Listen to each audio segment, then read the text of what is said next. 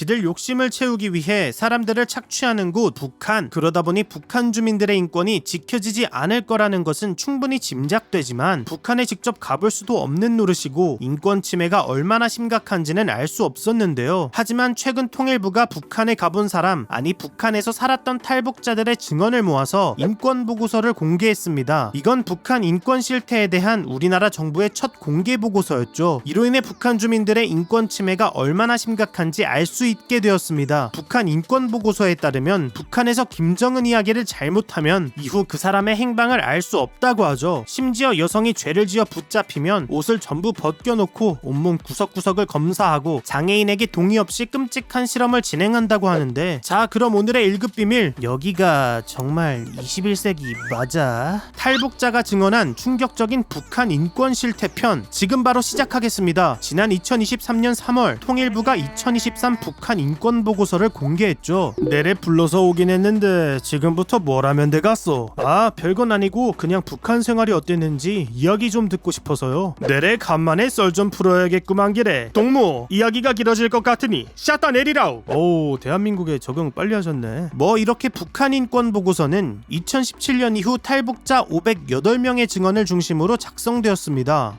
굳이 설명하지 않아도 북한 사람들이 힘든 삶을 산다는 것은 알 수 있잖아요. 그런데 탈북자들이 직접 증언한 내용은 우리가 생각했던 것보다 훨씬 끔찍했죠. 도대체 얼마나 심각하길래 그러나 하고 살펴봤더니 먼저 북한에서는 즉결 처형을 아무렇지도 않게 실시한다고 합니다. 대부분의 국가들은 죄를 지은 사람에게 적절한 법적 절차를 거쳐서 범죄의 심각성에 따라 처벌하는데요. 특히 사형은 생명을 박탈하는 가장 무거운 형벌이기 때문에 국가마다 사형이 인권 침해인지에 대한 입장이 다를 정도로 복잡한 문제이죠. 그러나 북한은 법적 절차고 인권이고 그런 거 전혀 신경 쓰지 않았습니다. 탈북하는 사람을 멈추지 못할 것 같으면 그냥 쏴버린다는 거야. 게다가 경고의 목적으로 즉결 처형을 하기도 하는데, 실제로 2016년과 2017년에 북한 함흥 교화소에서 수감자가 도주 중에 붙잡혔죠. 교화소 소장은 수감자를 싹 다 모아놓고 도주하면 어떻게 되는지 똑똑히 보라 라면서 처형을 진행했다고 합니다. 이 밖에도 구금소에서 성매매나 동성애를 했다고 처형당하는 일도 있었죠. 이렇게 북한에서는 법적 절차가 개무시되는 경우가 많았는데요. 물론 아무리 북한이라고 해도 모든 사건에 즉결 처분을 하지는 않지만 재판이 진행되는 사건도 과정만 다를 뿐 결과는 비슷했습니다. 북한은 불법 약물, 음란물 유포, 한국 영상물 시청 및 유포, 종교와 미신행위 등 평범한 나라에서는 사형이 적용될 수 없는 이유를 들어가면서 사형을 선고한다고 하죠. 심지어 사형수에게 상소할 기회조차 주지 않은 채 바로 사형을 집행했습니다. 함경북도가 미신행위를 대대적으로 단속하면서 한 단체가 체포된 적이 있거든요. 북한은 공개 재판을 실시했고 그 단체를 사이비 종교 단체라고 하면서 교주로 밝혀진 사람을 미신행위를 한 죄로 사형에 처한다고 선고했죠. 그리고 교주라는 사람이 뭐라고 할 시간도 없이 곧바로 공개 처형을 해버렸습니다. 아니 이걸 보면 북한이 역시 북한하는구나 라는 생각이 드는데, 북한은 우리 생각을 초월하는 짓도 가리지 않았죠. 한 탈북자의 증언에 따르면 2017년에 한 여성의 춤추는 영상이 북한에 유포된 적이 있다고 합니다. 뭐 춤추는 영상 정도는 큰 문제가 아니었지만 하필이면 영상 속 여성이 손가락으로 김일성의 초상화를 가리키는 장면이 나왔죠. 이 영상을 본 북한은 영상에 나온 여성이 불온한 사상을 가졌다는 이유로 공개 처형했습니다. 춤추다 보면 손가락으로 요 찌르고 저 찌르고 할 수도 있지, 그걸로 사람을 죽여? 라고 생각하고 계신 분이 많으실 텐데요. 하지만 북한은 법적으로 사형을 선고받을 수 없도록 명시해 놓은 사회적 약자에게도 불법 약물을 하고 한국 영상물을 시청했다는 이유로 사형을 집행했죠. 이런 식으로 북한은 현대 사회에서 기본으로 여겨지는 정당한 절차와 권리를 무시한 채로 지들 맘대로 북한 주민들의 인권을 무시하고 있습니다. 아니 강제 실종되는 사람까지 있다고 하니까, 강제 실종은 정부가 관여하여 개인의 자유를 박탈하고 법의 보호 밖에 두는 것을 말하죠. 쉽게 말해 정부가 개인을 납치한 행위라고 할 수 있는데 유엔은 강제 실종을 아주 악질적인 짓이라고 규정하고 있습니다. 그러나 북한에선 아직도 강제 실종이 발생하는 중이죠. 도당 간부가 사적인 자리에서 김정은 정권을 평가한 이후 가족과 함께 체포되어서 그대로 행방불명되었다는 거야.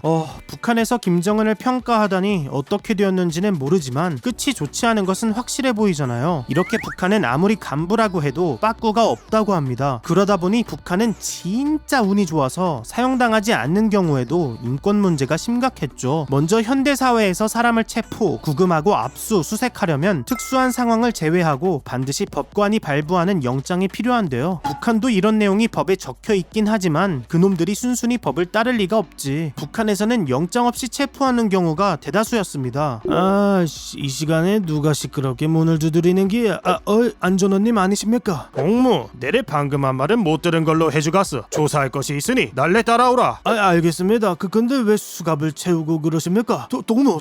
아직도 상황 파악이 안 되나기래. 동무, 지금 납치된 기야. 뭐 이런 식으로 영문도 모른 채 연행되어서 구금된 채로 수사를 받는다고 하죠. 이후에도 각종 인권 탄압과 함께 구금소, 교화소, 노동 단련대 등의 구금 시설에 들어가게 되는데요. 구금된 사람들은 시멘트 바닥의 좁은 방에 최대 50명까지 들어가서 잠을 잘 때 제대로 눕지도 못하는 경우도 있었다고 합니다. 식사도 대부분 옥수수 알갱이를 쪄서 만든 밥을 소량 제공했기 때문에 영양 부족으로 죽는 사람도 나왔죠. 그러나 북한은 밥도 제대로 안 줘서 힘도 없는 사람들에게 가혹행위를 일삼았습니다. 수용실 안에서는 양반다리를 한 채 두 손을 양 무릎에 올려놓고 움직이지 못했죠. 게다가 수감자와 대화도 하지 못하게 하는데 만약 이걸 어길 경우 바로 폭행과 체벌에 들어갔습니다. 심지어 여성 수감자는 더욱 끔찍한 일을 당한다고 하죠. 여성들은 구금시설에 입소할 때 일명 알몸 검사를 받는다고 하거든요. 그러니까 여성의 옷을 다 벗긴 상태로 소지품을 검사하면서 뭔가 위험한 게 있는지 확인한다는 거야. 이것만 해도 진짜로 수치스러운 일이지만 만약 탈북 후에 송환되어서 들어온 여성이라면 더욱 끔찍한 일이 기다리고 있었습니다. 혹시라도 몸속에 숨겨놓은 물건이 있을 가능성이 있다는 이유로 중요한 부위를 검사한다고 하니까